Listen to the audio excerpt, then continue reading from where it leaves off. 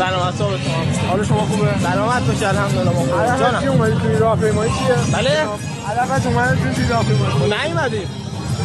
یعنی چی؟ من فتوشاپ هم داداش. من پارسال اومده بودم. اینا فیلم منو امسال پخش کردن. من نیومدم الان. به خدا. نمیشه. بس این آقا چی؟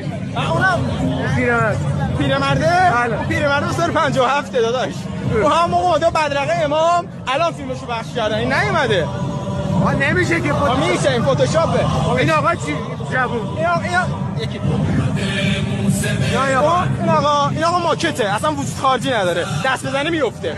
این ماکته گذاشتن. این آقا چی؟